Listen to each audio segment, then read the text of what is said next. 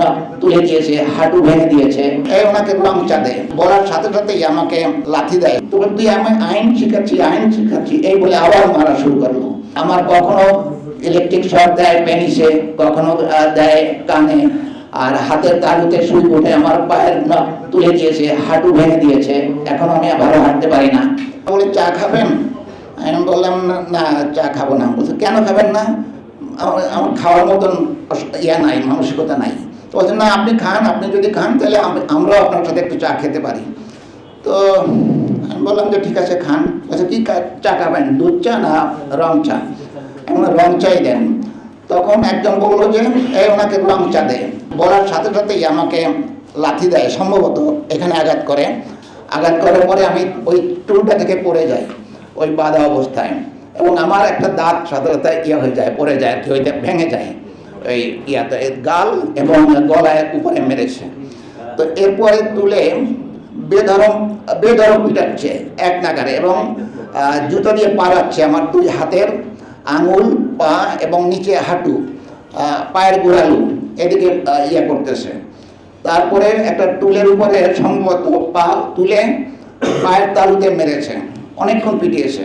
পিটানোর পরে জিজ্ঞাসা করতেছে যে আমি কেন সরকারের বিরুদ্ধে লিখি এটা সেটা ইত্যাদি।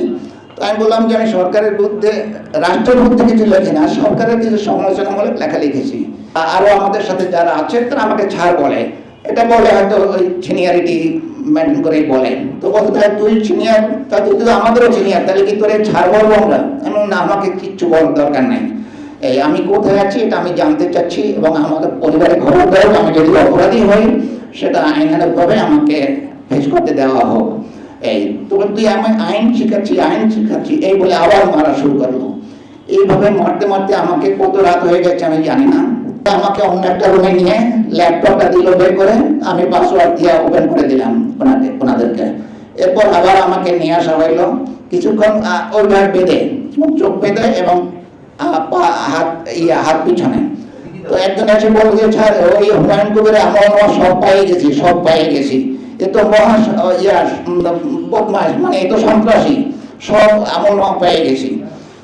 তো আমি তো জানি যে ওগুলো কিছুই না, কিছু পাই নাই, বা ওগুলো বাজে কথা। যেহেতু আমি জানি আমার ল্যাপটপে কি আছে।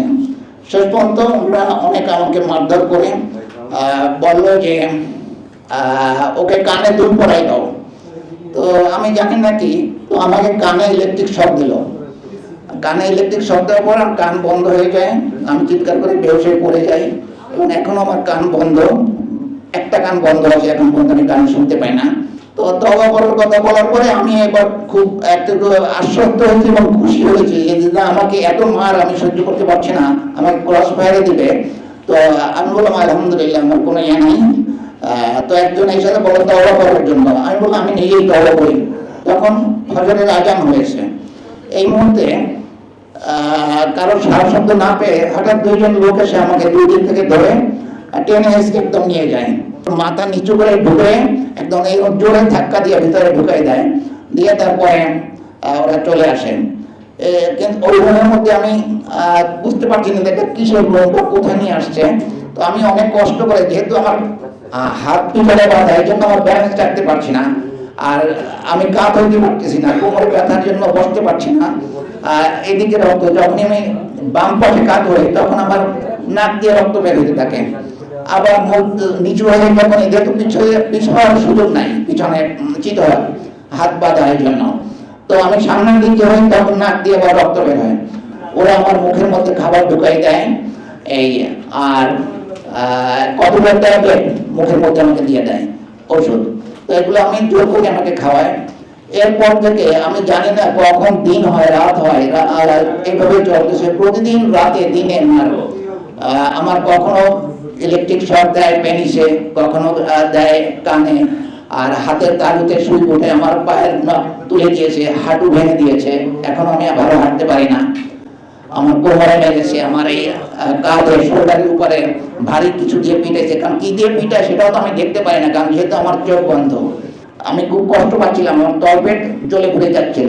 তো আমি বললাম যে আমি প্রস্রাব করবো, আমি ওয়াশরুমে নিয়ে যান। তো বলো ওইখানেই কর।